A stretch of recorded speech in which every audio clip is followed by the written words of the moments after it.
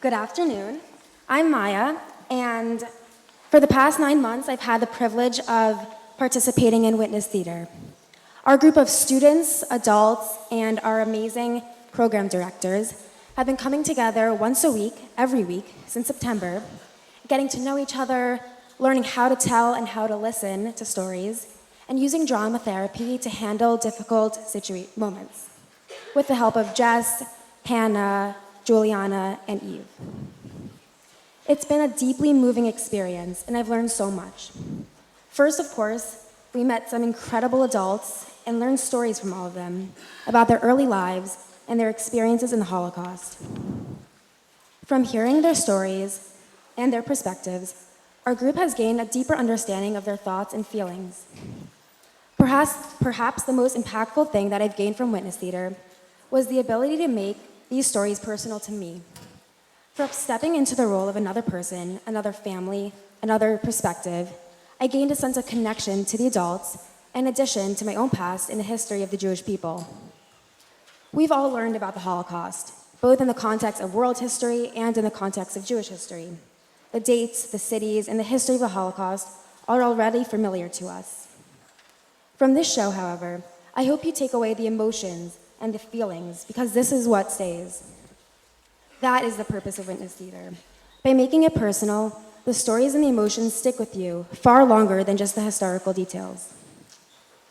None of this would have been possible without the generosity and patience of Hannelore, Gaston, Anna, Betty, Maurice, Clara, and Freddie, who are willing to open up their lives with us and share their stories with us. Their generosity enables our generation to keep the memories alive and memories and experiences alive. We are very proud to present Witness Theater.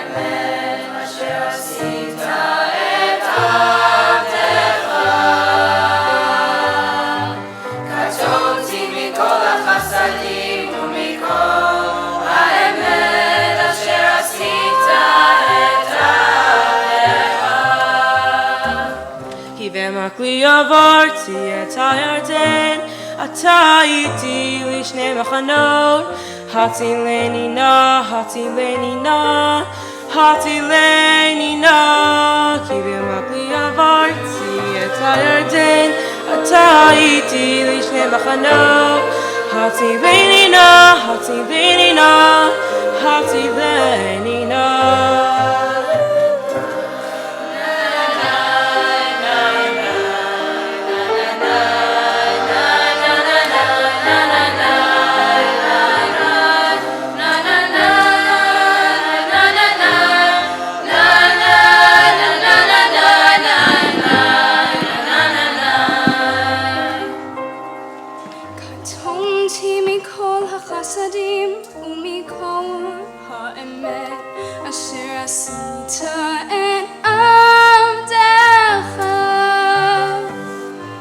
קטונתי מכל החסדים ומכל האמת אשר עשית את עבדך.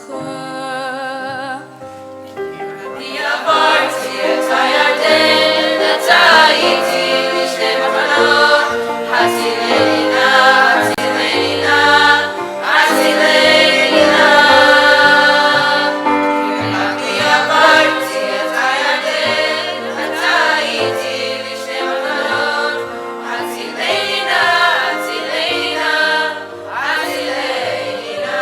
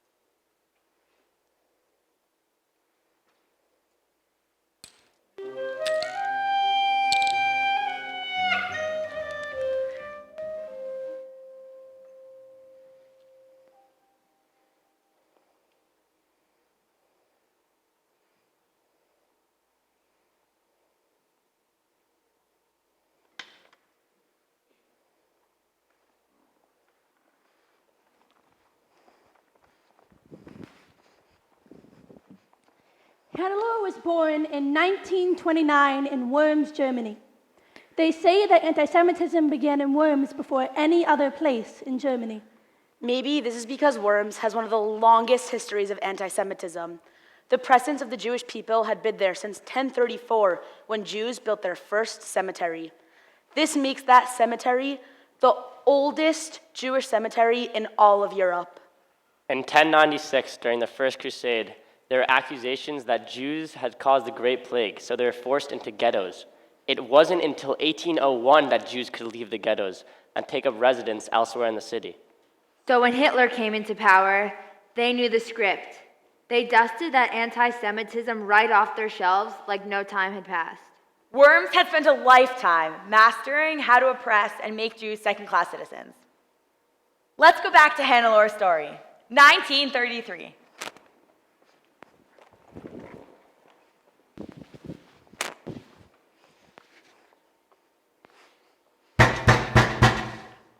Hand over the keys to your car. Are you deaf? I said hand over those keys. A few months later, All the men must come with me. What? Where are they going? We need people to wash windows and pick up the trash. We thought you Jews would be great at those sort of things, considering you are trash. and a few months after that, I am here to inform you that you can no longer employ your maids, seamstress, or drivers. But why not? You Jews don't deserve to hire any help. Soon, you will become the help. this is how you strip people of their humanity. You take away their basic rights, slowly. We must leave Germany. I could see the writings on the walls. This is just the beginning. We can't leave. I have my family and my friends here. This will blow over. They won't do anything to us. You fought in World War I.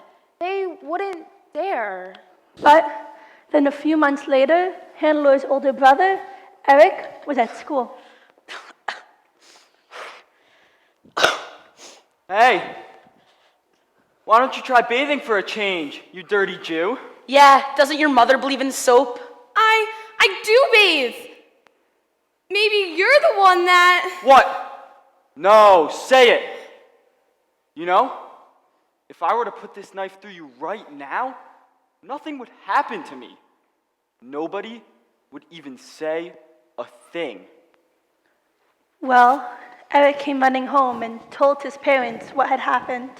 Mama, there was a kid at school who told me that I smelled bad, and when I tried to stand up for myself, he pulled out a knife and said that he could hurt me and that no one would even care. Is that true? Oh no, of course that's not true. That's absurd. He was just being a bully. You're home now, and you're safe.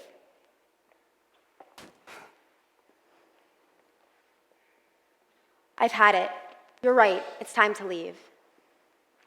They left for Frankfurt, where they thought the anti-Semitism wouldn't be as bad. The plan was to stay in Frankfurt until they could leave Germany.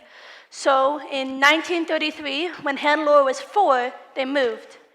They soon found out that anti-Semitism was growing like wildfire.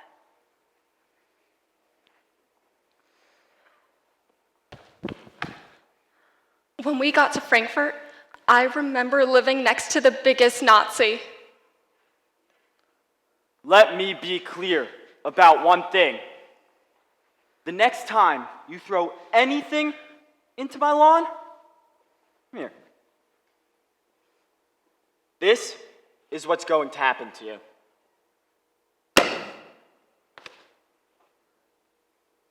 Are we clear?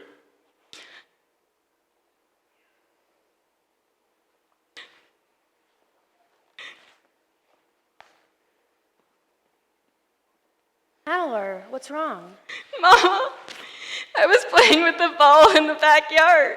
You know, I play with it, and by mistake, I threw it too far, and it landed in the neighbor's yard. And then he got upset, and then he came over, and... Shh, my love, it's okay. You're home now, and you're safe. He's not going to hurt you. But this was not the truth. and Hannelore's mother knew it. As time passed, the anti-Semitism continued to grow, and in 1935, it was decided they would take a train to Switzerland. They would stay in Switzerland until they could go to Palestine. My father left on the train the day before to Switzerland. He felt it wasn't safe for all of us to travel together.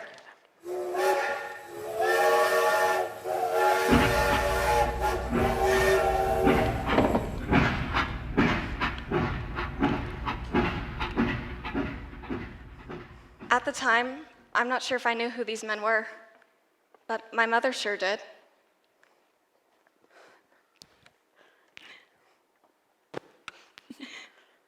Hey, little girl. Who's that? That's my teddy bear. I named him Teddy. You could have thought of a better name than Teddy. What's your name? Eric. Well, hello, Eric, and your name? Hannelore. Oh, what lovely names you guys both have. Hannelore's mother held her breath and hardly moved a muscle. Would you guys like some chocolates? Ma'am, can we offer your lovely children some chocolate? Please, we love chocolates. We love chocolates. Thank you so much. What lovely behaved Aryan children. Yeah, nothing like those dirty Jewish children ruining Germany. Where are you guys going to anyway? We're going to meet our dad. Time stopped for Hannelore's mom. Her heart felt like it could explode out of her chest. Her palms were drenched. She spent the entire train ride imagining being caught and suffering the consequences that would lead her and her children to their death. All she could do was pray. Well, this is our stop. Bye. Thank you so much for the chocolate. Nice to meet you guys. Bye, Enjoy seeing your father.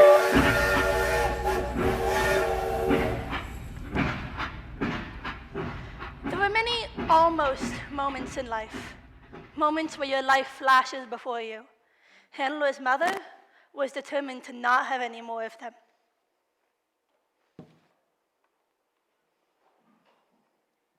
We met with my father in Switzerland and stayed there for 2 months before heading to Palestine. We lived in Palestine for 2 years before coming to America, where my uncle sponsored us. We settled in America, where my brother joined the army, and then 2 years later, my mom's brothers joined us. I met my husband in 1948 at a dance in Manhattan. We had a wonderful life together where we raised 2 wonderful daughters. Even though my family escaped Germany, these early experiences still taught me that my life is precious and to never take anything for granted.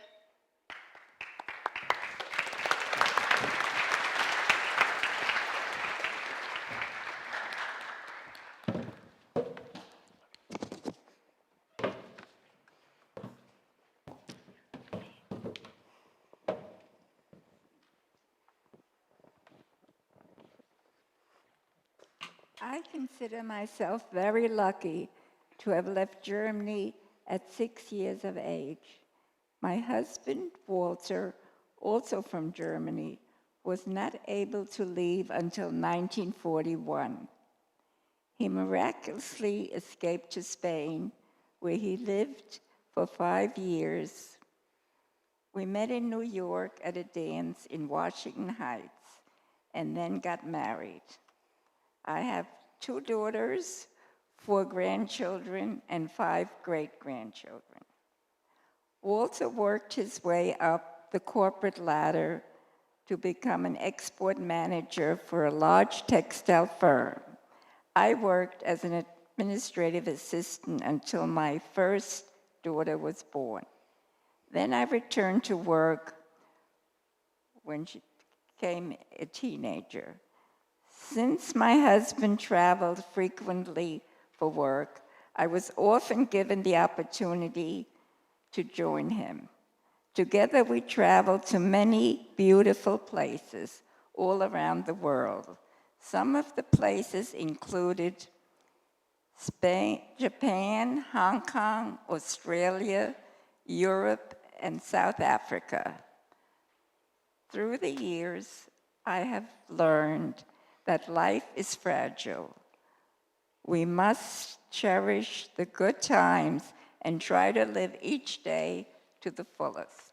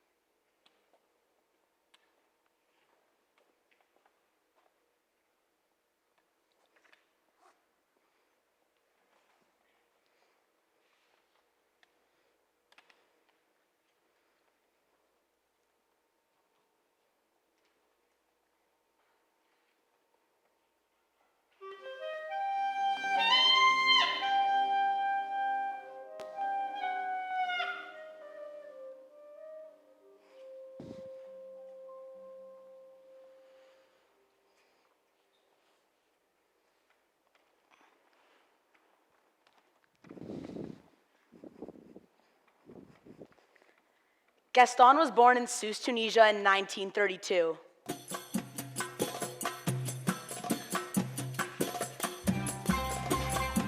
Tunisia is the smallest country in North Africa, bordering the Mediterranean Sea and the Sahara Desert. I was one of 9 siblings. I had 5 older brothers and 3 sisters. One brother passed away early on, so then we were 8. Gaston had 2 homes growing up, one in the old city by the Arabic market and the other by the beach, which had more of a European feel. His father owned 2 restaurants and was also the gabbai of their shul. I loved going to the beach. The sand was white, the waters were warm, and we would play soccer all day long. Hey, Gaston!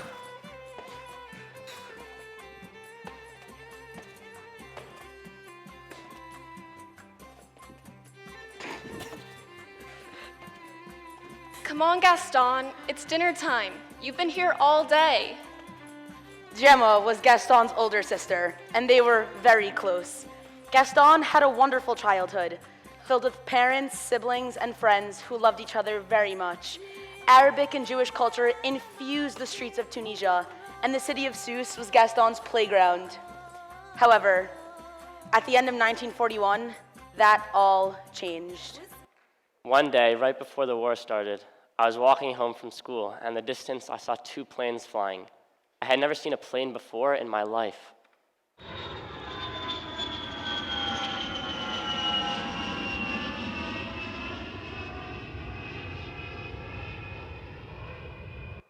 It looked like they were fighting in the sky. Oh, Mama, you'll never believe what I just saw. I was walking, and then I saw these two planes flying, and one shot the other down, and I saw the other plane, and it was I think your imagination was just playing tricks on you.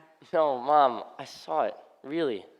By the next day, it was confirmed that war had almost arrived. Students, you see that submarine? That belongs to the British, and the other boat is German, carrying oil for the artillery.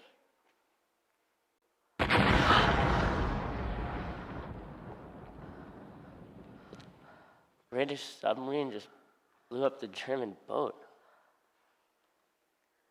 All of a sudden, the ocean was black. This was when the war officially started in Tunisia. Gaston was 10.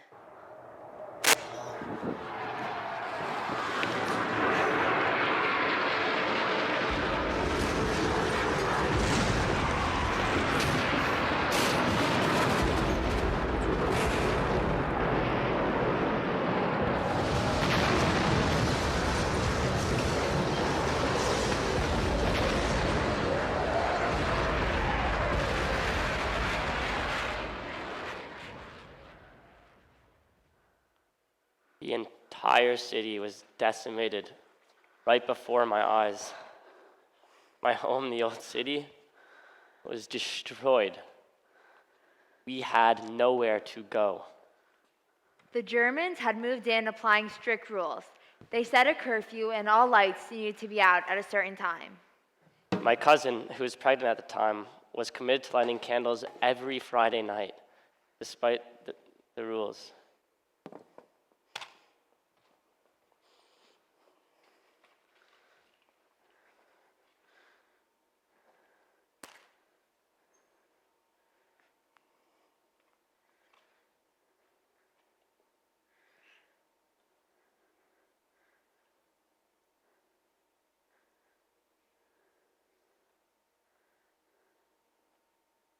Baruch atah Hashem, Elokeinu melech haolam, asher kitshanu b'mitzvotav,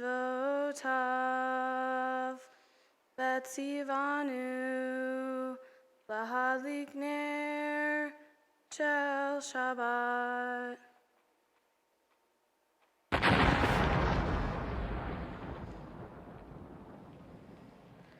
Nazis, who had been patrolling the streets at the time, saw the light through the window, threw a grenade into the home, and killed Gaston's pregnant cousin. At this point, Jewish stars were being handed out, and the entire city felt like a war zone. The Germans took everything we had. My sister was born in 1940, and we didn't even have a carriage for her. My mother had to carry her around in a bag with a Jewish star on it. Soon after, my brothers were taken to a labor camp. Days later, I went out looking for food.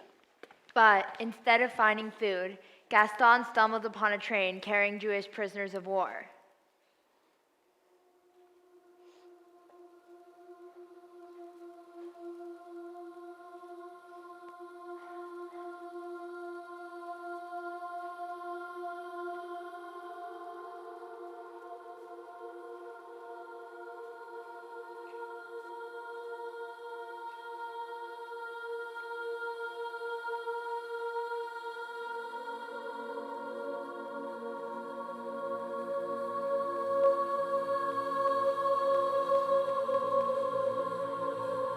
The V stood for victory. Gaston didn't know it at the time, but he would wonder if this prisoner ever lived to see victory.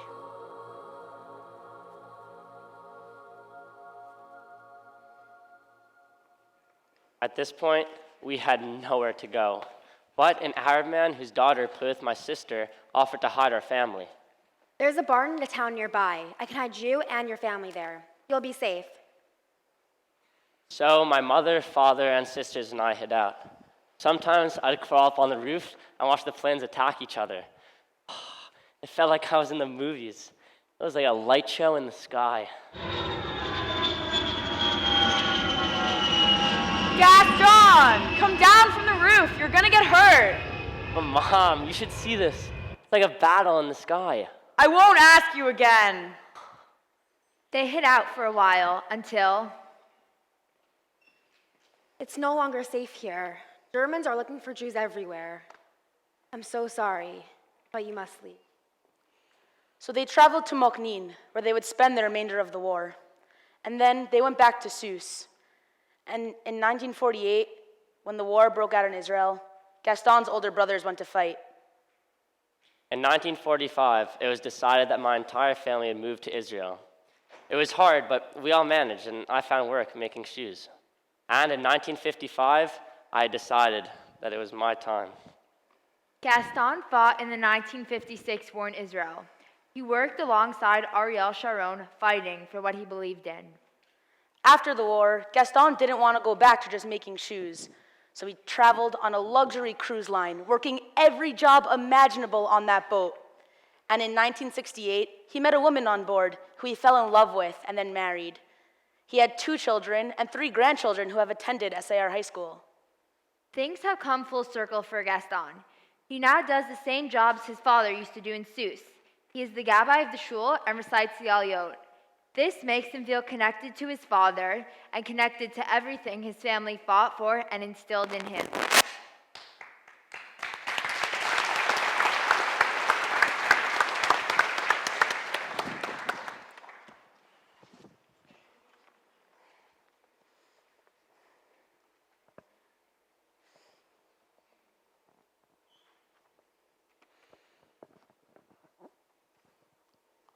There was no future in our family in Tunisia. We left 1949 with just the clothes on our back and immigrate to Israel. I proudly served in the Israeli military as a paratrooper in the war 56. I met the love of my life, Anne Friedman, an American, who I married in 1968, and we settled in New York, here still today. I have 2 wonderful sons and blessed with 3 grandchildren. We must live in a society free of hate and anti-Semitism and all forms of racism. We must always remember the victim of the Holocaust, our 6 million brothers and sisters, and make sure that history does not repeat itself. Lastly, the most important lessons on the Holocaust is that we must support the state of Israel with all cost. Am Israel Chai. Amen.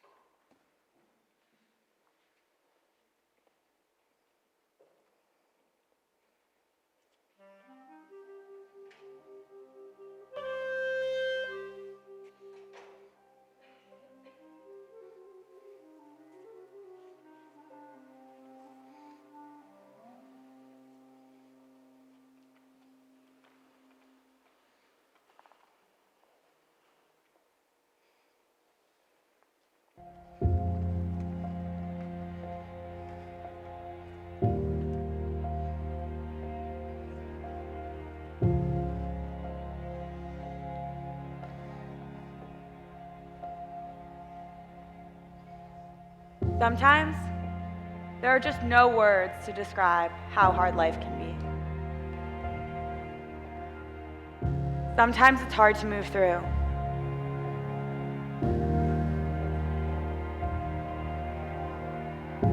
It's hard to let go.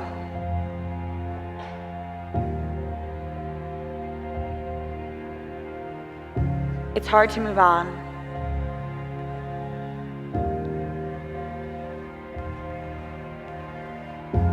Even though you want to. The past is heavy, and it weighs on you, like bricks being stacked. It continues to haunt you, like a shadow following you around.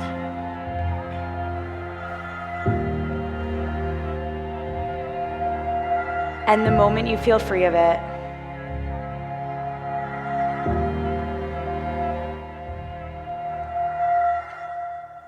its presence is back, and it gently reminds you that it's not going anywhere.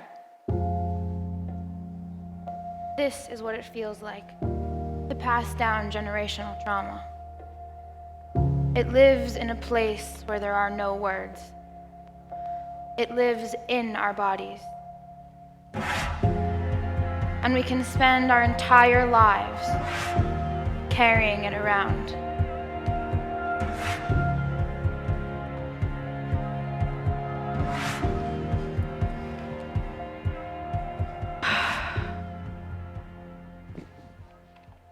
My mother was pregnant with me before the war had begun in Soviet Russia. So all my earliest memories were the ones that she told me. We were living in Moscow. I was almost done with graduate school. I was getting ready to defend my dissertation. I was pregnant with you, when all of a sudden, Hitler broke his pact with Stalin. Your grandfather and I left for Sverdlovsk in 1941. I come from a family of brilliant people. My grandfather was a well-known doctor, a dermatologist, and my mother was a biochemist. She was one of the people who helped develop vitamin C. Your father had been taken earlier to the special forces on the outskirts of Moscow. My father was originally from Poland. He and his family fled the pogroms and came to Moscow. It would turn out that my father would spend his entire life fleeing from persecution. During the war, Anna's mother got a job as the head of a chemistry lab at a bread factory. But she would always say, "Can you believe I work at a bread factory but can hardly bring home any bread?"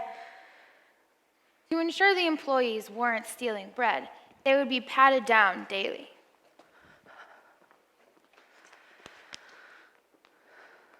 Anna's mother needed to feed Anna, so she would take the alcohol that was given out, disguise herself in big clothes, and quietly trade the alcohol for bread at the flea market.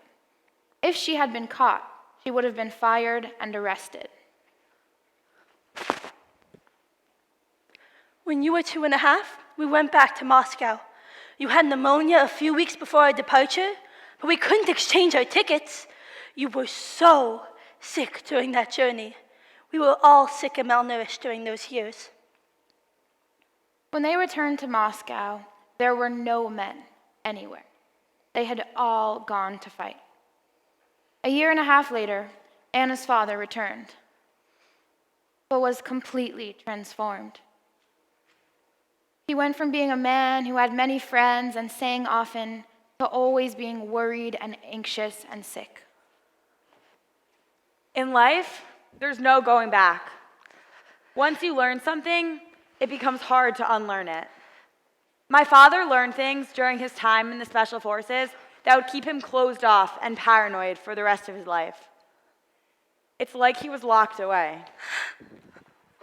In 1946, Anna's brother Isaac was born, which brought a lot of love and happiness into her life. However, it continued to be a dark period.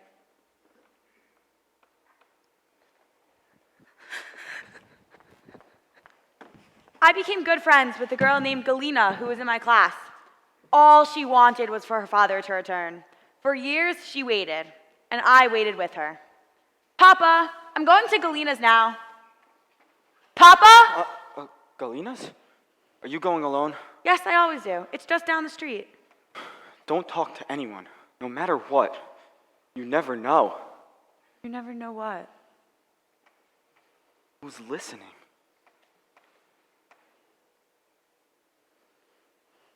Hi, Galina. What are you doing? Just waiting for my dad to come home. Galina's father had gone to war, and although the war was over, he had not returned. There was no confirmation of his death, so she spent years waiting. I'm sure he'll return soon. You think so? Absolutely. Maybe he's just lost. He just doesn't know how to get back home. Yeah, maybe that's it. You're so lucky your father's home. There are many ways to take a man. And although the war didn't physically take Anna's father's life, it did take his spirit. He was always sick, paralyzed with worry and fear. He died when Anna was 27.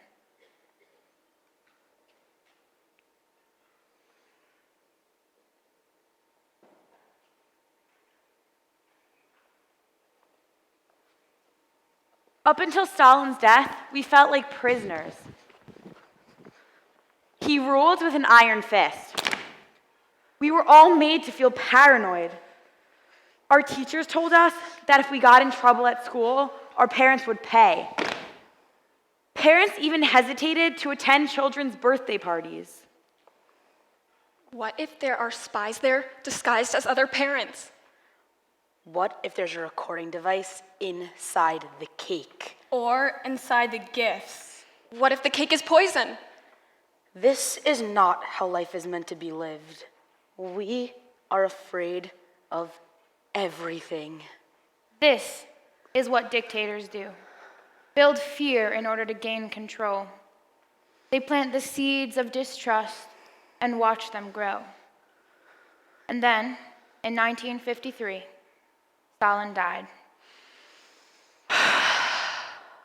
It was the first moment of calmness I had ever experienced. As I grew up, things continued to be hard. I eventually married and had 2 sons. In 1979, we applied to leave Russia, but we were denied. I felt so defeated. It was only 10 years later that I received the push I needed to apply again. And this time, it worked. I still carry fear in my life. I wish I didn't. Anna wants to free herself of this, and we want this for her also. So we help recreate moments of peace, joy, and relaxation with Anna. Most of all, we show her how much she is loved and how lucky we are to have met her.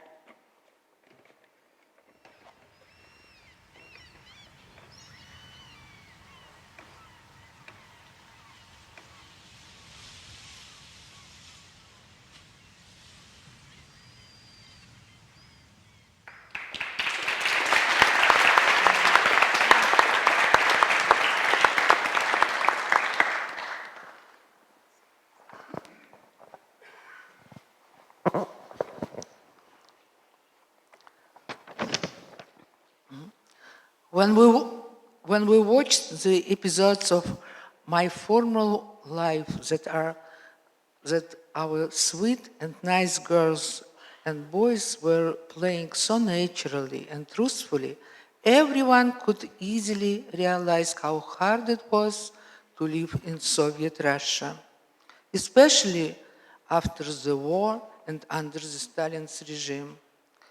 But no matter how hard it was, I almost never was losing the hope about better life and future for my family and especially for my boys. Finally, after 2 attempts and more than 10 years of uncertainty and almost hopelessness, we received permission to immigrate to the United States. We found ourselves in kind of shock, which was not easy to overcome. We did it with the help of our good friends who stayed by us and support us all the time we needed them. We were extremely happy to enter the new land and a new country. We recognized right away that the fresh breeze that was blowing from the land and was so easy to inhale was the breeze of freedom and democracy. We brought our hunger for freedom and democracy to succeed with us. Eventually, my husband and I found jobs, and our boys went through schools and then colleges and started new careers. It took us time and hard effort, but the slight breeze of freedom and democracy and a hope of a bright future for our kids gave us strength and energy to succeed.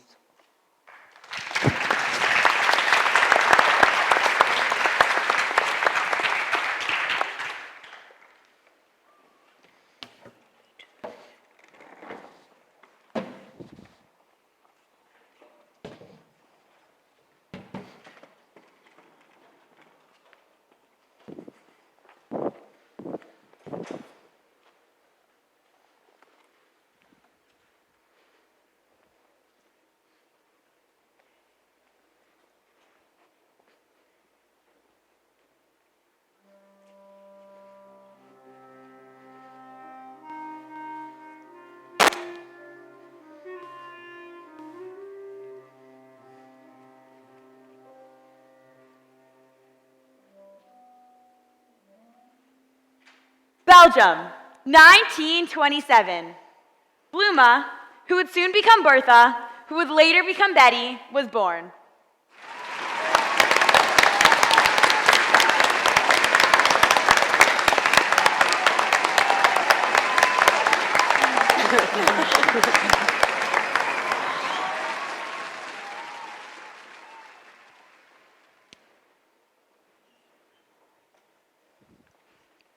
Bluma was her birth name, which means flower in Yiddish. Later, I would change it to Bertha, which sounded more French, and then Betty when I got to America. But we're getting ahead of ourselves.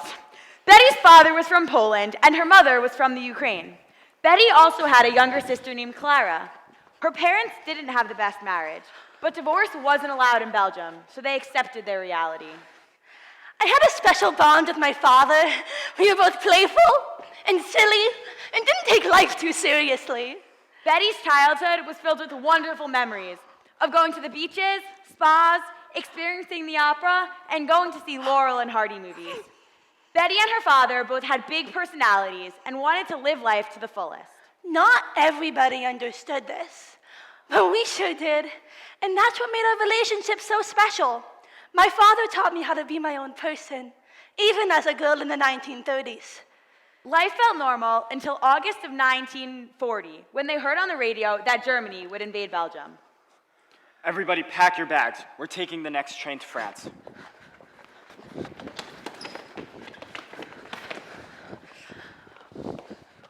We got on the train with hundreds of other Jewish refugees.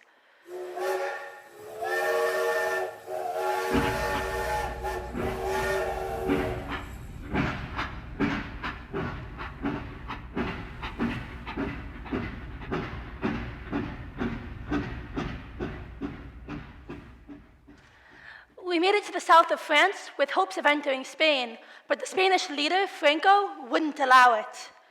So Betty and her family stayed in Toulouse for 6 months. The French government put the family into a Catholic preacher's home with other refugees. 6 months later, we thought things had calmed down, so we went back to Belgium. We were not prepared for what we saw. My watch. Our furniture. My doll. My clothes! Our curtains. Our dishes. My stuffed animal. My jewelry. All of it gone.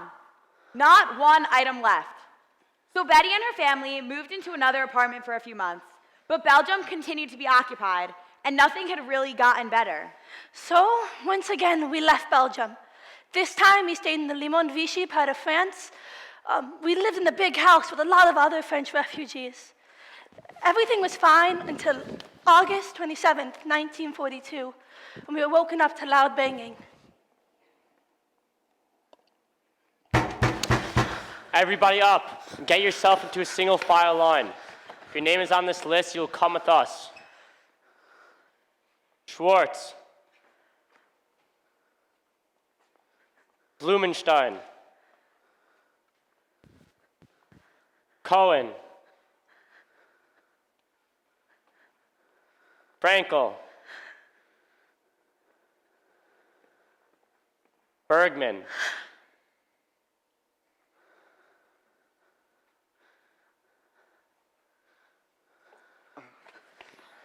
Excuse me, sir.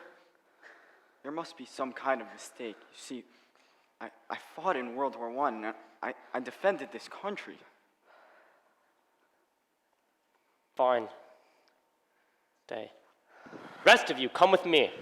Betty's father had lied about fighting in World War I, but it kept him from being taken that time.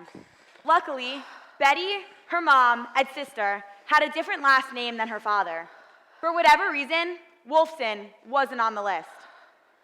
The French authority moved the family to a farm for the next 2 years, but eventually, Betty's father was taken. Bergman. Go.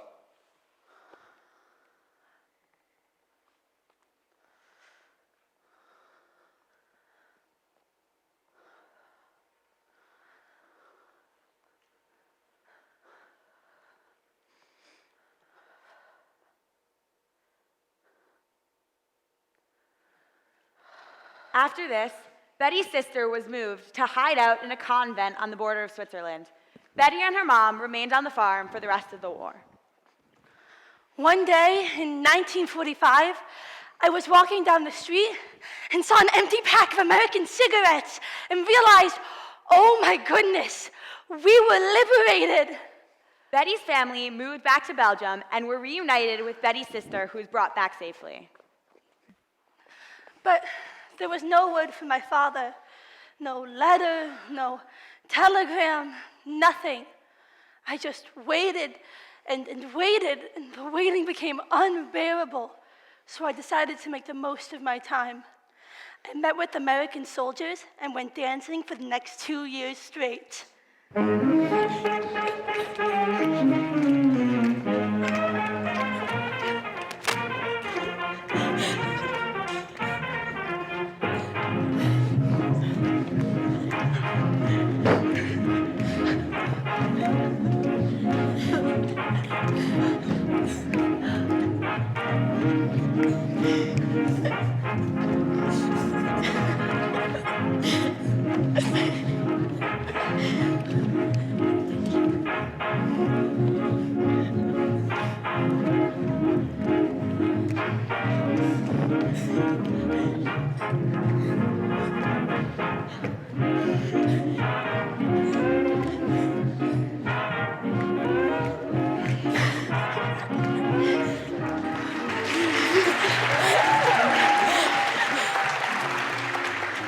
During these 2 years, Betty danced to forget.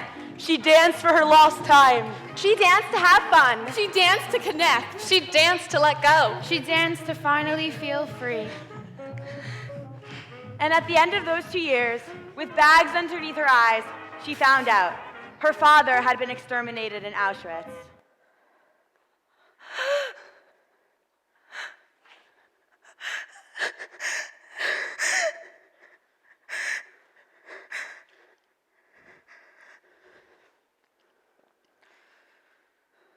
It was 1947.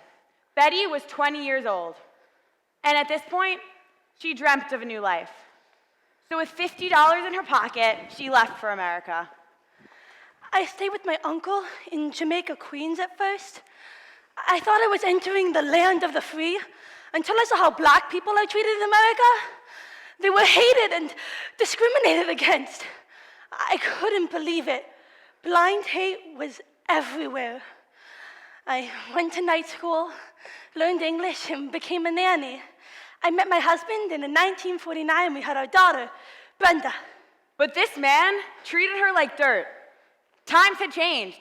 This was no longer Belgium in the 1930s where you had to stay married. Betty would always say, I left Hitler for this? So she divorced him and supported her daughter herself. She became laser focused on her career. She worked at Saks Fifth Avenue selling men's suits for over 36 years. She was the only woman in a sea full of 40 men, and she sold the most product out of any man. Oh, they hated me because I was so successful. I worked with the Prime Minister of Bangladesh, the Prince of Saudi Arabia. I even got kissed by Gregory Peck. How does she make more money than any of us? You know how. She ought to stay where she belongs, at home and in the kitchen. Some women just don't know their place. What a floozy. I had to put up with that for 36 years. But I was determined. Hitler didn't stop me, and neither do these men. There are a lot of things to survive in life, and I am a survivor of them all.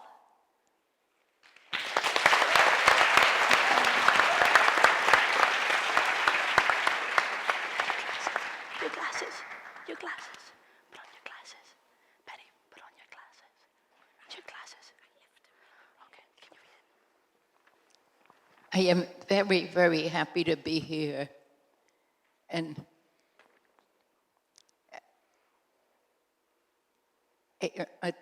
American age of the...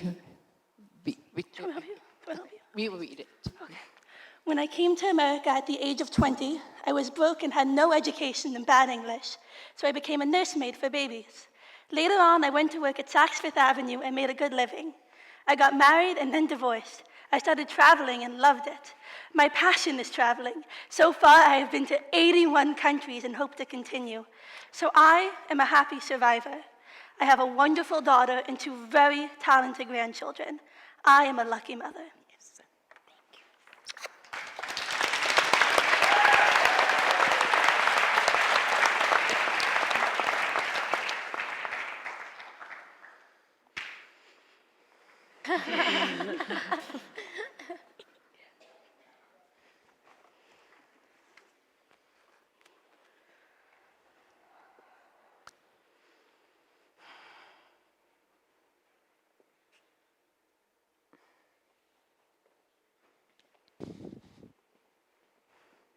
Maurice was born in 1923 and grew up in Paris, France. He had a younger brother named Michel and a younger sister named Rachel. His family kept a strictly kosher home and spoke Yiddish. Maurice loved going on family trips to see the Yiddish movies in theater. I got to see actors like Molly Pickin and Maurice Schwartz.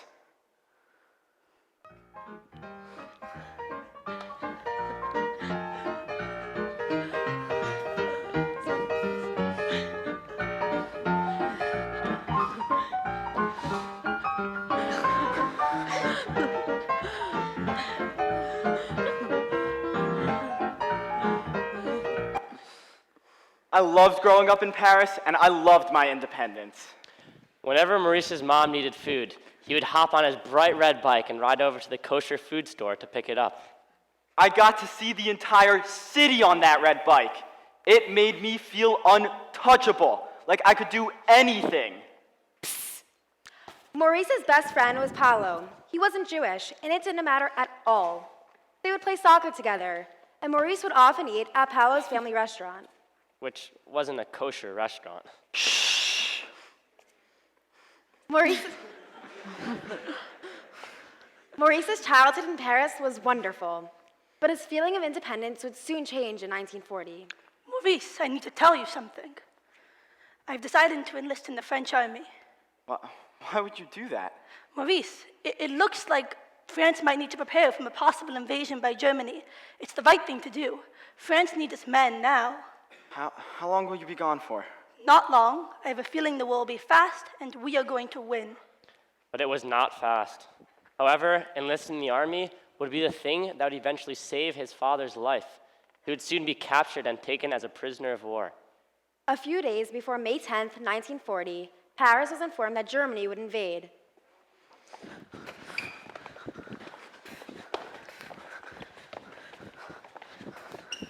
Children, listen. Here's the plan. Rachel, a neighbor has agreed to take her to their house in their suburbs. You will pass as their daughter. You will be safe. Michel, the French authority has agreed to take you to a Jewish camp in the center of France. You will be protected. And Maurice? Madame Bronstein, my family and I are going to our home in Brittany. We can take Maurice, but I'm afraid we don't have any more room in the car for you. Thank you, Paulo. Thank you. But Mama, what about you? Don't worry about me, Maurice. I'll be fine. This was the period of time called the Exodus, where many French people fled. May 10th, 1940, Germany invades Paris. I stayed with Paulo and his family in Brittany for about a month. We got word that even though the Germans had invaded, they weren't really doing anything, so we decided to return. Once returning to Paris, Maurice noticed German signs all over the city.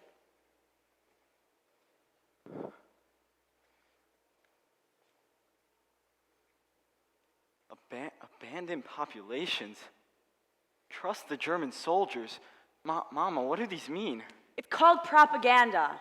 The Germans want to make us believe that France has abandoned us and that Germany will come to our rescue. And despite keeping a somewhat low profile, the Germans did not come to the rescue. In 1941, the roundups of Jews began in France. This was the day things went from being passive to active.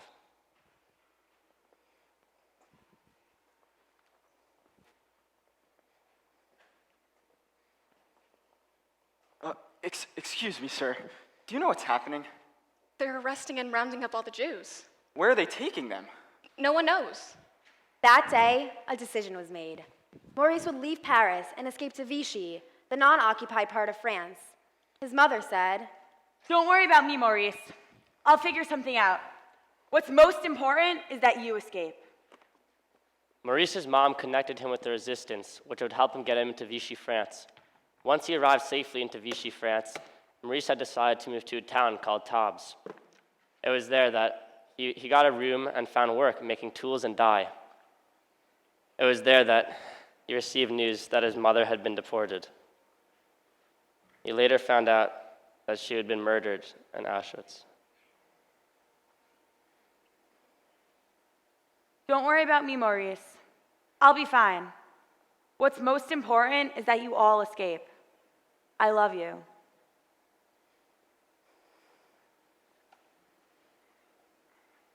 Maurice just kept going. In 1943, stars were given out, and the roundups of Jews began again. I can't stay here. I have to go. Once again, Maurice was given instructions by the resistance. Take a bus all the way to the town that borders Spain. Keep your eyes open, because once in a while, the French police will check your papers, but that's just a risk you have to take. Once you arrive, go to the main hotel and ask for the owner. Tell him you need a guide to help you cross into Spain. Maurice did as he was instructed. He took a bus to the border of Spain.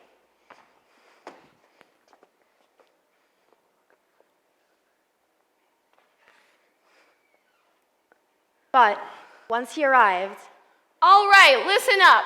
Once you get off the bus, I will be checking everyone's papers to have them ready. Maurice's papers had a bright Jewish star on it. Rouse! Rouse! Where is he going? Don't worry about it. He's coming with me. Where are you going? To that hotel.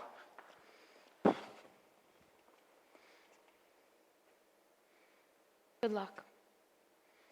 and just like that, he was gone. The Nazi German officer made a decision to save his life.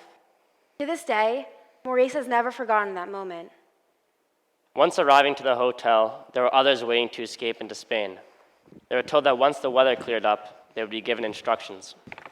You will only walk at night, sleep during the day. You will find shacks all over the mountain that store hay for animals. Stay there. The hay will keep you warm. Here is a compass. You must always travel south. If you deviate, you will end up in German-occupied zone. Once you arrive into Spain, you will most likely be arrested, but don't worry, they won't send you back. Once arriving, Maurice was interviewed by the French, UK, and American authorities. He told them the entire story of escaping. Once we got to Spain, we were arrested. They were going to put us in an incarceration camp, but our bus got into a terrible accident. They put us in a hospital, and once we were okay, they put us on a boat to Casablanca, Morocco, and that's how I ended up here. Well, that's quite an interesting story, Maurice. As you know, we are in the middle of a war, and we need men. Yeah, and I want to help. I want to fight. Maurice, you are only 17. You are not ready for combat yet. Besides, you have other skills we need. No, don't you understand? It's the country that killed my mother. They destroyed my home. They destroyed my life. I have to help. I have to fight. I have to make a change. Maurice, you will be making change. You have skills and expertise we need in repairing our machinery. Channel your anger and energy into repairing our machinery. We don't stand a chance in winning the war if we don't have it fixed. Despite wanting to fight, Maurice obeyed. After 3 months of repairing hundreds of tanks, he turned 18 and was shipped to England and outfitted by the American Army. He joined the 3rd American Army under General Patton, and after training, he was assigned a tank. A month after D-Day, he landed on the beaches of Normandy. There had been 140,000 casualties. After landing in Normandy, his unit moved towards Paris, France. After the war, he was reunited with his siblings and father. His mother had risked everything, making sure her family was well hidden, a risk that ultimately cost her her own life. At the end, I realized that there's more than one way of fighting and standing up for what you believe in. It doesn't matter what kind of action you take, as long as you take it. The loss of my mother affected me tremendously, but I persevered. I was not done. There was more life to live.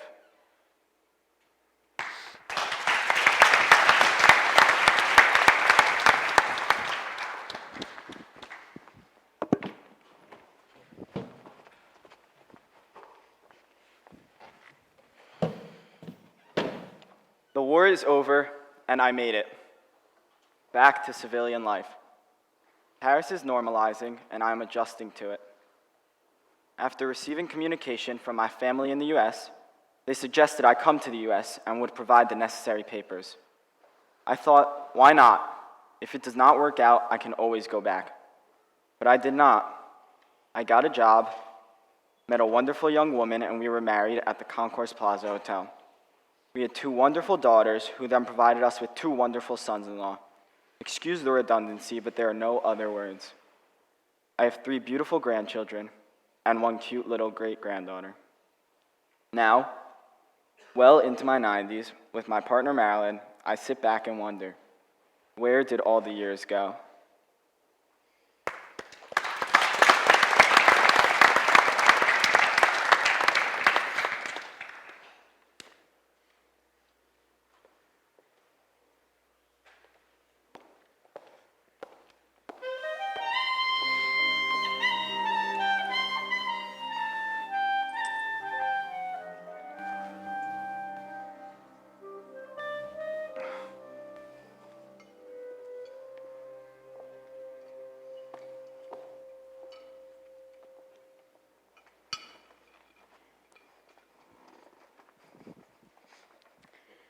Belarus, 1938. Clara was born.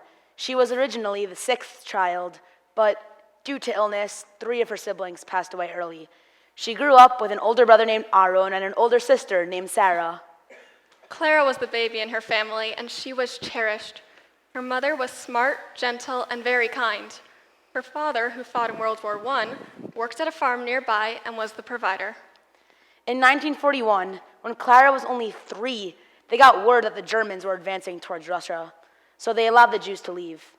At this point, Clara's older brother had already left for college in Moscow. There were no trains in my city, but we were lucky. We were given a horse. So we loaded up a wagon with many of our possessions on it, hitched it to a horse, and started our journey. When I got tired, I rode on the horse, and sometimes I walked. It took 2 weeks walking on foot before we reached a town that had a train. Finally, they boarded a train to Uzbekistan. The train ride took 2 months. I was only 4 at the time, but I remember the constant bombing. The German army was advancing. Before the bombs would hit, there would always be a warning siren.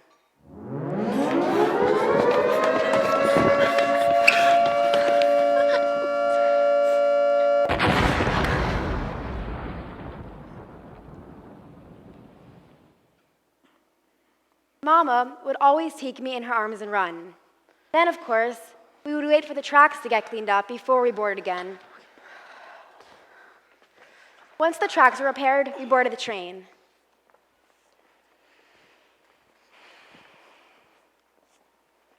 Everything would be fine for a few days, and then...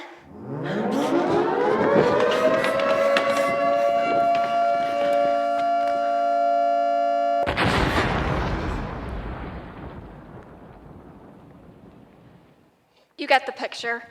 Every few days this would happen. But finally, they arrived in Uzbekistan. The first year was very hard. They put all the refugees in a mosque with no electricity. They had to find ways to entertain themselves. We are all convinced that Clara's imagination helped keep their spirits bright through these years. Ladies and gentlemen, boys and girls, the show is starting! The show is starting! Go, Clara! The shows would happen at night. It was pitch dark, but someone would bring a lantern, and that was how we found our light. Light makes life lighter, right, Clara? Hi, Mr. Butterfly. Hey, Mr. Bunny. Oh boy, I wish I could fly like you. Oh, you know, flying isn't meant for everyone, but we could try to teach you. I want to fly far, far away from here. Okay, well, first, try jumping on this bush. Okay. Now flap your ears and fly. Oh, I can't do it! Try again! Flap your ears harder! Make sure to spread, flap your wings, and believe. I can't do it! These shows would happen multiple times a week for an entire year. Despite families living on top of each other and hardly having any food, these evening performances allowed a time for everyone to exercise their imagination. Maybe just for those few moments, we could all forget about the reality of our situation. We let our imaginations take us far, far away from here.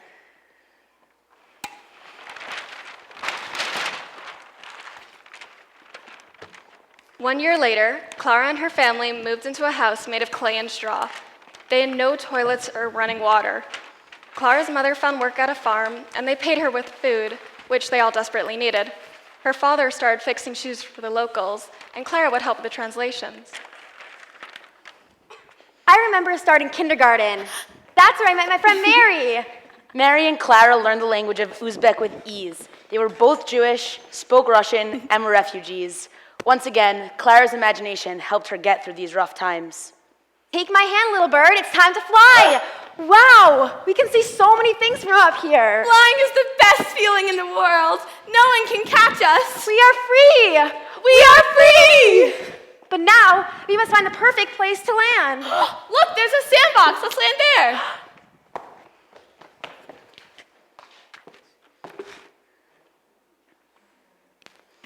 Your Highness, well, hello. Hello to you too, Your Highness. May I offer you a cup of tea? How did you know that was exactly what I wanted? Because everyone loves tea.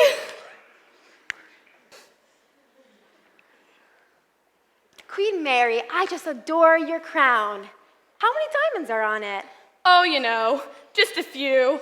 500 billion! And how many diamonds are in your crown? Not many, just 30, 100, billion, and 2. We are so rich! Every day, their imaginations would take them far away, so for at least a few minutes, they could forget about their hunger, forget about sickness, and forget about the life they had left behind. In these moments, they could transform their reality. They were no longer refugees. They were royal queens. They were birds that had all the freedom in the world. Outside of my imagination, back at home, my parents didn't know if my brother was dead or alive. He was in Moscow when the war broke out, living with my cousins. We received a telegram that both of my cousins had been killed, but it didn't mention anything about my brother. All we could do was hope that he survived. May 9th, 1945, Victory Day. The war was finally over. Everyone was in the streets celebrating. My mother had found red fabric and sewn dresses for my sister and I to wear that day. I'll never forget it. A red dress with white polka dots.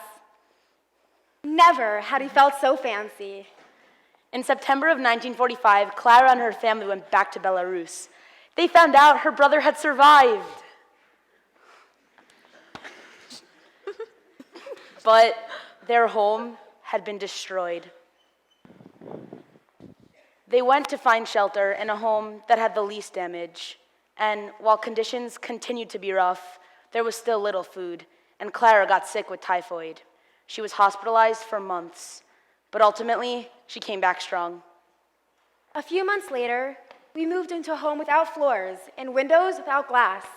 We started from scratch. There still wasn't much food, but the entire next year they saved flour so they could make matzah for their first Passover. They had the only working wood oven, so everyone came together, brought their flour, and made matzah together.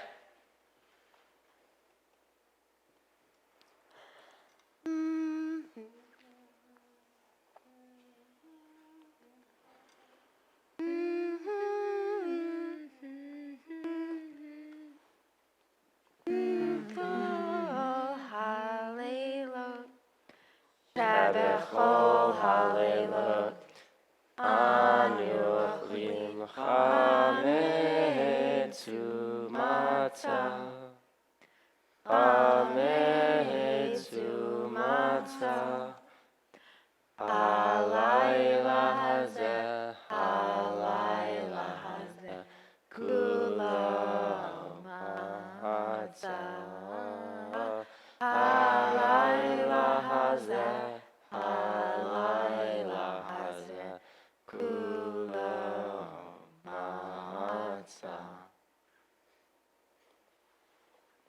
From here, we rebuilt our life, which took a long time. I still believe it was my imagination and my ability to find the light that has helped me persevere and to find love even in the darkest of moments.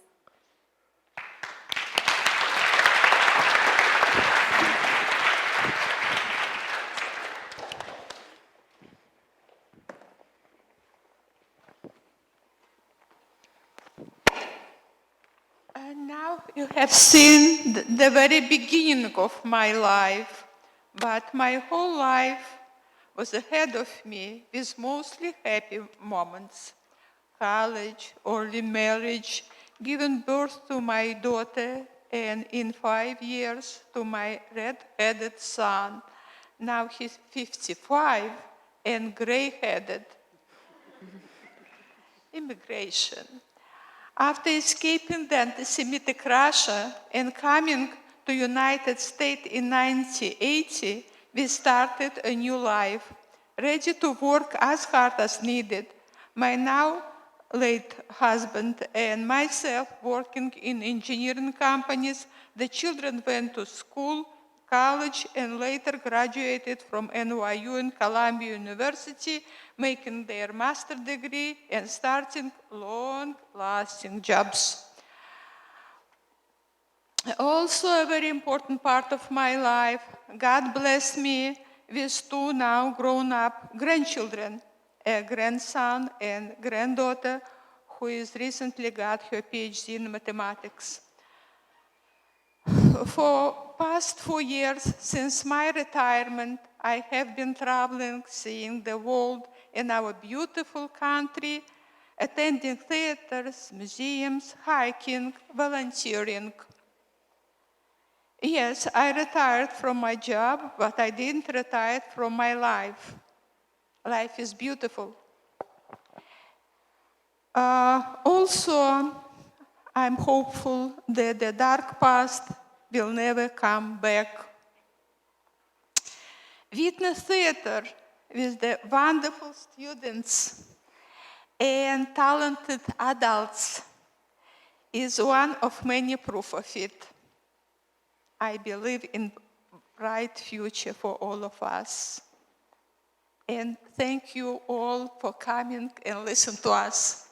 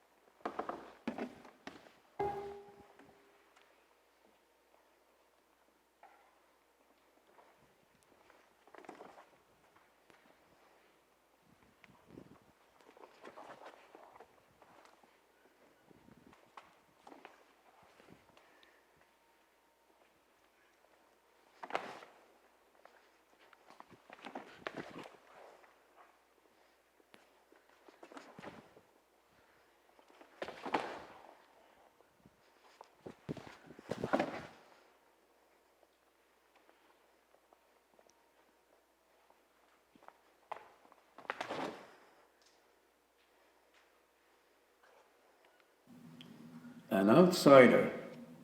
That's how I always felt. I have never been able to find my chair, and it has haunted me all my life.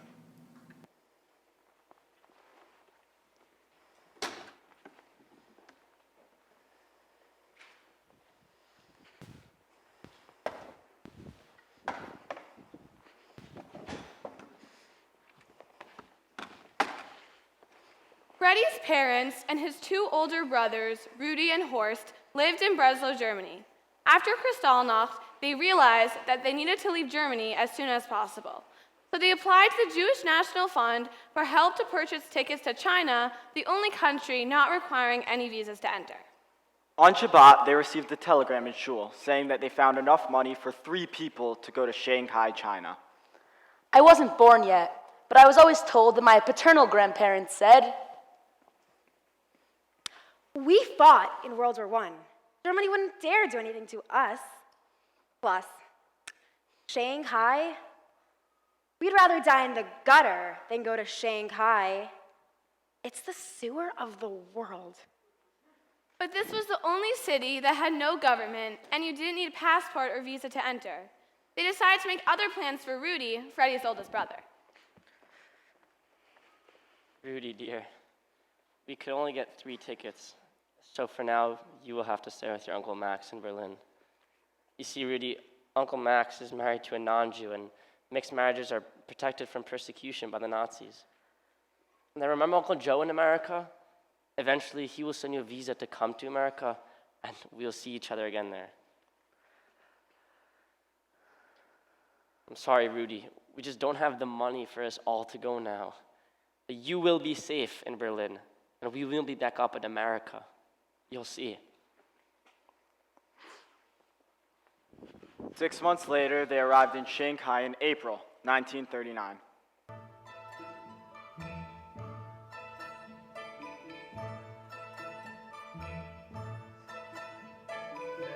When Freddie's parents arrived in Shanghai, they found out there was a community of 17,000 wealthy Sephardic Jews.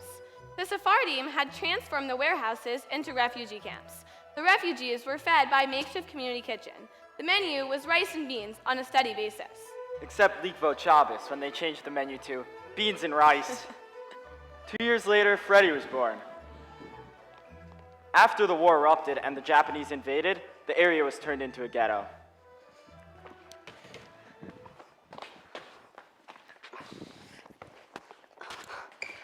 We shared a room with 28 other people. Our corner of the room was 5 by 6 feet, separated by our neighbor with just a curtain. Surprisingly, there was a synagogue in the middle of the ghetto, which gave the refugees a sense of bonding with other Jews and a chance to communicate with Hashem. In 6 years, I went to 5 schools, always moving and changing. It made me feel like I was never settled, like I could never finish what I started. On August 8th, 1945, Freddie's mother swore that she felt a rush of cool wind in the air.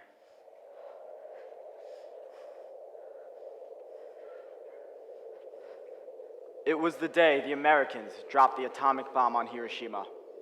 A month later, the war ended, and people started leaving immediately. Mr. Seidel, I'm from the Red Cross. We're going around collecting names of relatives you want information on. There's been an enormous genocide. We're trying to help collect information on people's whereabouts. My father gave him the name of my older brother Rudy, my paternal grandparents, my father's brothers, and other family members who had stayed behind.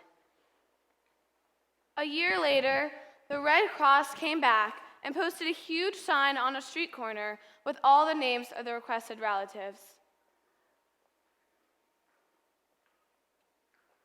His mother and father were murdered in Treblinka. Rudy, his oldest son, who he left behind, murdered in Auschwitz. And 18 other family members, all murdered. From this moment on, my father lost his sense of humor, his playfulness, and a huge part of himself. Freddie wasn't able to understand that his older brother had been murdered until after he recited the blessing after the meal on Shabbat. To this day, Freddie thinks about Rudy.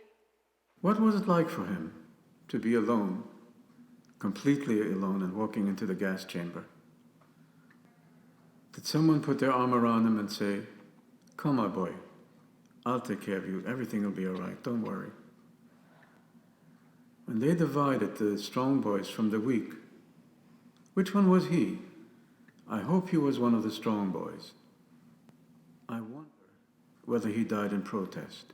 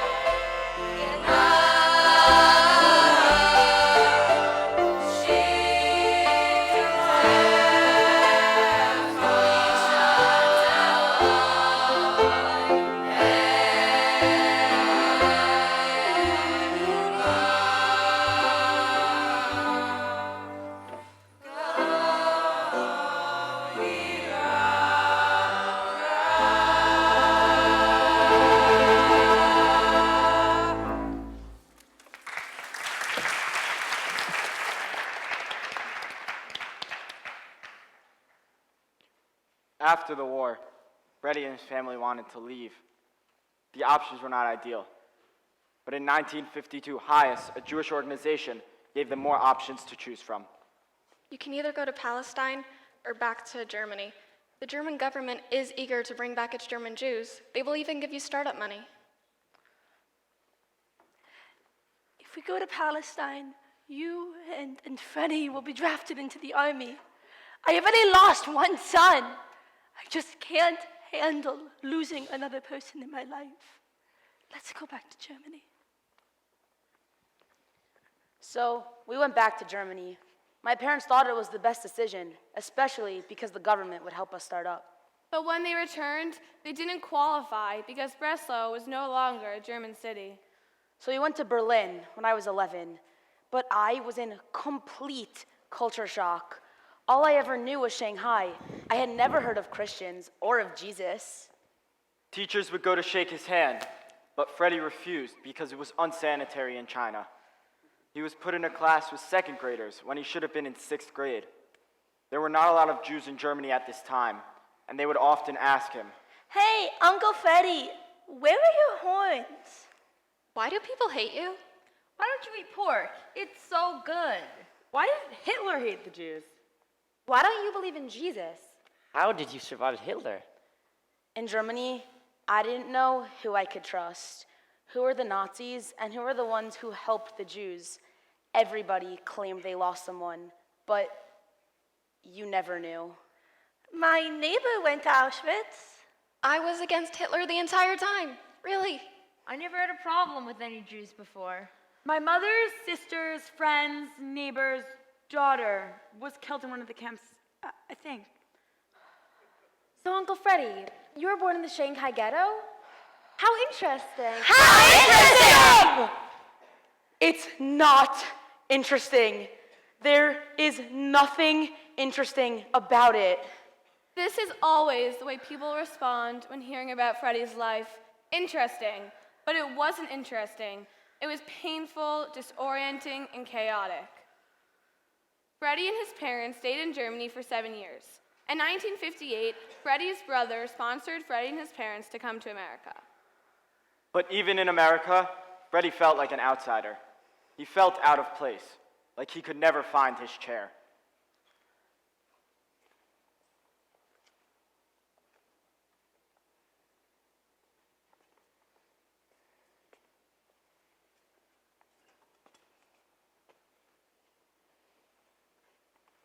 But Freddie does have a chair with us.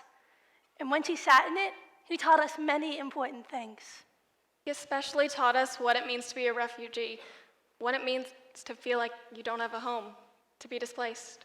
He taught us how to have compassion for others and to try to understand what they are feeling. He taught us that being a refugee can and does impact your entire life, and that you have to work extra hard to create the life you imagine.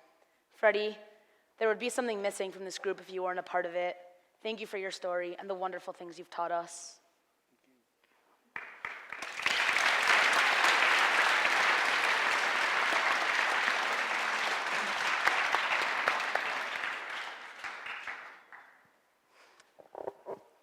Hi. I was born yesterday, 78 years ago in Shanghai, China. And it must have been a great event because the whole world is celebrating May Day. So I guess it was on my behalf. Just kidding. I hope you didn't take me seriously, right? I would like to share with you a couple of feelings and a couple of responses that I have when people hear that I was born in China. Some people have the audacity to ask me, were your parents there too? And I look at them and I smile. I say facetiously, no. My mother made a contract with UPS to drop me off over there. And they would come 6 months later. My parents would come to Shanghai. Another response that I very often get, people are trying to be funny and unique. Funny? You don't look Chinese. And I smile and I think to myself, you don't look stupid either. And as you just heard, oh, how interesting. My foot was interesting. If you like living in the sewer like Ed Norton from The Honeymooners did, then fine. But I didn't like living in the sewer. And at the time, even though Shanghai was a metropolitan city, Shanghai was the sewer of the world. There were no sanitary conditions. There was no hygiene. 1,500 refugees died just from the illnesses they contracted because of the poor sanitary conditions in Shanghai. It's not easy to be a refugee. It's a painful and chaotic experience. I incorporate in me so many different cultures, the Oriental culture, the Judeo-Christian culture, the German culture, and now the American culture. Is it a wonder that I'm discombobulated? You know, one of the painful things is that I never had any I never met my grandparents. I never met any of my uncles. I didn't have all these pleasures that you have. And yet, somehow, I survived. I went to 16 schools in my life just to get a decent education. Now, you're the generation of the future, and the future doesn't look very bright. Since 1945, there have been 86 genocides in the world. A genocide is a small version of the Holocaust. Does never again mean just for the Jews, or does it include all human beings? In those genocides, nobody really gave a damn about the people that were murdered for no reason whatsoever. There once was a wise man who was trying to teach students philosophy like probably you have in this school. And one student was a wise guy, and he went to the old man and said, "Teacher, excuse me, teacher, I have in my hand a bird. I have in my hands a bird. Is the bird alive or is the bird dead?"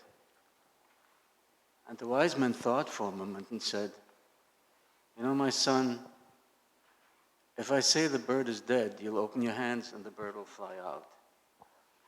If I say the bird is still alive, you'll just squash your hands and the bird will die. So really, the future of the bird is in your hands. And I say the same thing to you. You are the new generation, and your future is in your hands." Thank you for listening, and thank you for coming.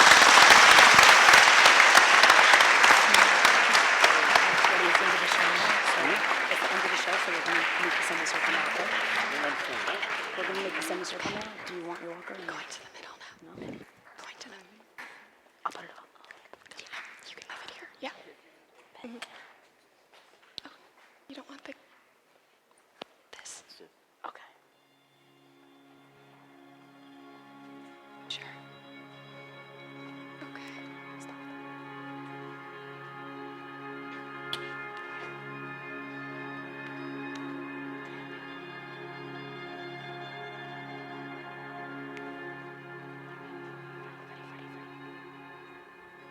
This suitcase carries so much more than just the painful baggage of their lives.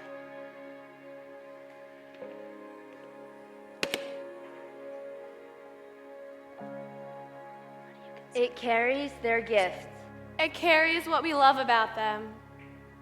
It carries Clara's light and imagination.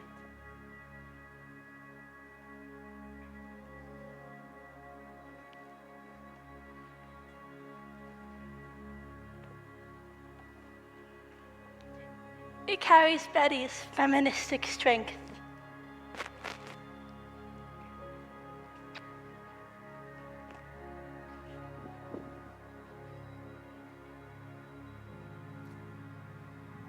It carries Maurice's sense of purpose and fight.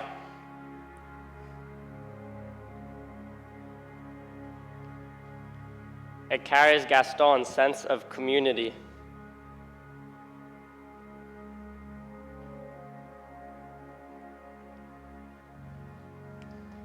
It carries Freddie's determination to make the world kinder.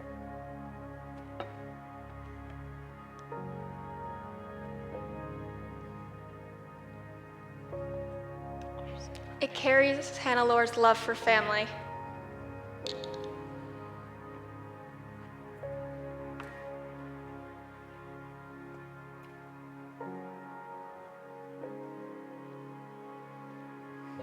It carries Anna's strength to overcome.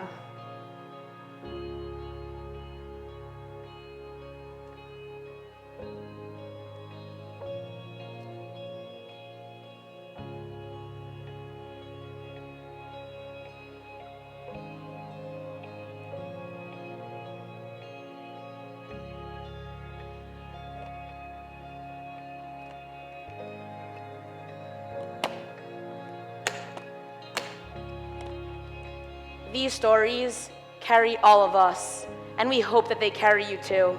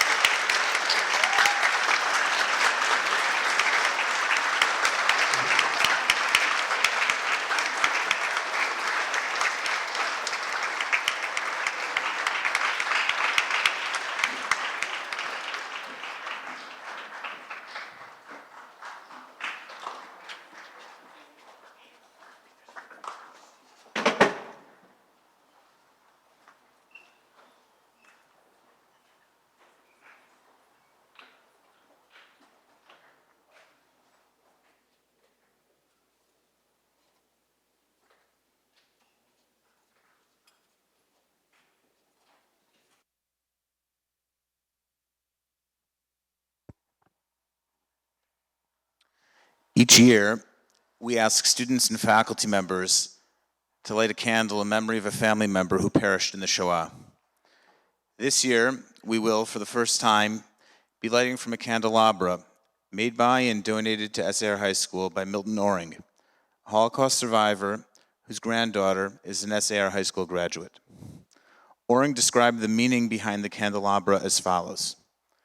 It's made of stainless steel and the candle cups are brass. The candelabra has a Jewish star at its base and the design of armbands that residents of the Warsaw Ghetto had to wear. There are 6 vertical posts. One of the posts has a model of the typical concrete post that surrounded Auschwitz. Electrified wires were attached to these posts to prevent escape. A crematorium furnace with 2 doors. A post on which hangings were performed. 1/2 of the lightning bolt symbol that Nazi SS members wore. There's a cross to remind us of the Crusades and that the Holocaust isn't the only instance of anti-Semitism in our history. Finally, there's an arm raised in defiance, and except for the last digit, the number engraved on the arm was Elie Wiesel's. Wiesel was alive at the time the piece was created. I will now call up to the stage, one at a time, the students and faculty members lighting candles. First, I'd like to call up from the 9th grade, Tzvi Berman.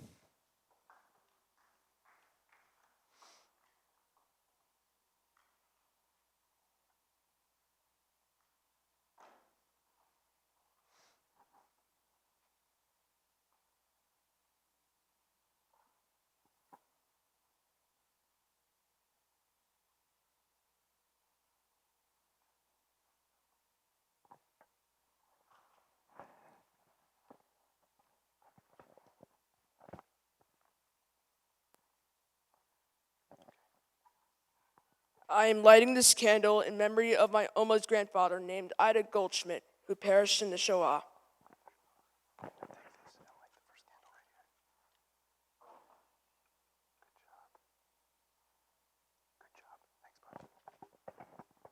From the 10th grade, I'd like to call up Rachel Vidmalansky.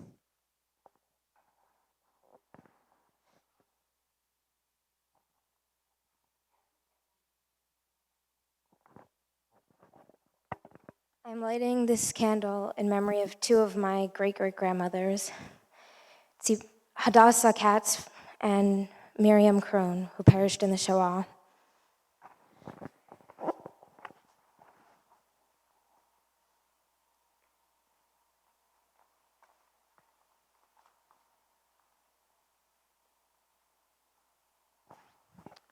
From the 11th grade, I'd like to call up Elisheva Herman.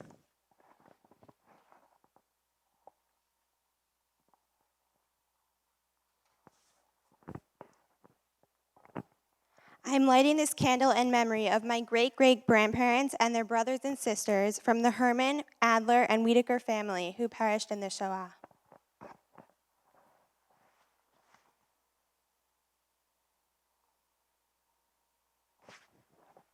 From the 12th grade, Yoni Perla.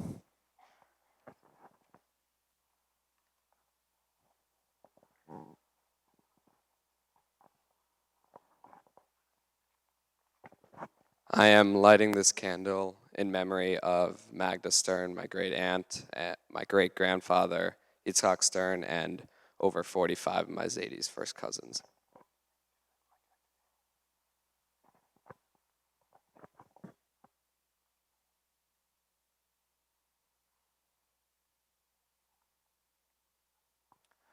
From our Beit Midrash fellows, I'd like to call upon Ms. Z.C. Turner.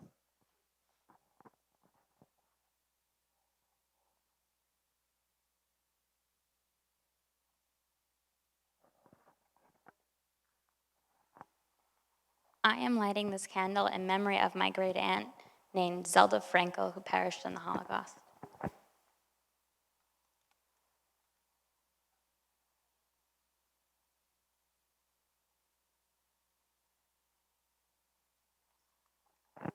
And representing our faculty, I'd like to call upon Ms. Mitnick.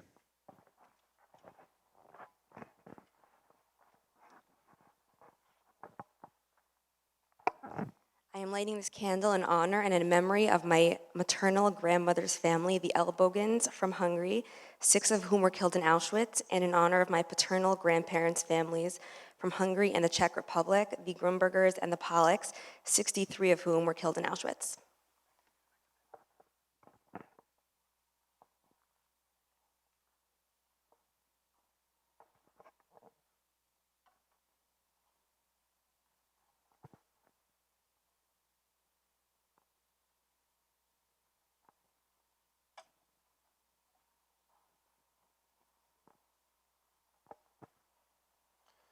Please rise.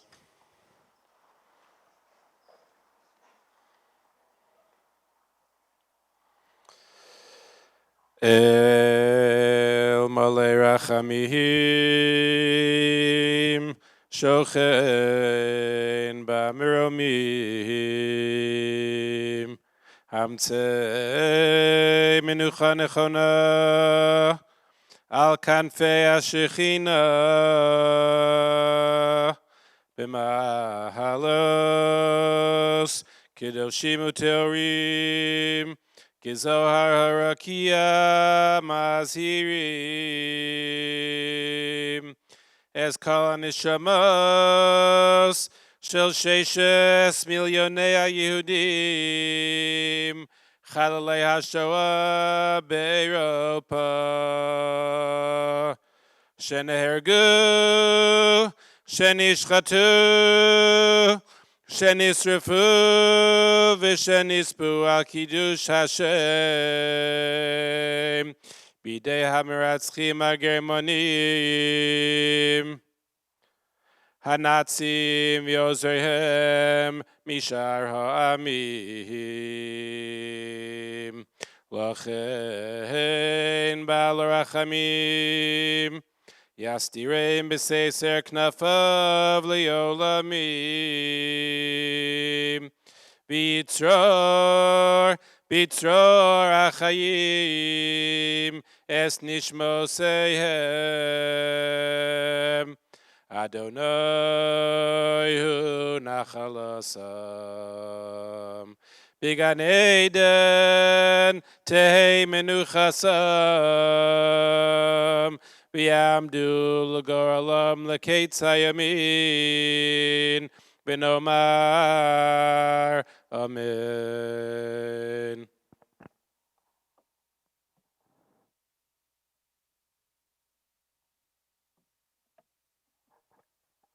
To thank everyone who participated in this wonderful program this afternoon. We'll next be going to Mincha, which will be starting in approximately 10 minutes. When you leave the room, please maintain proper decorum.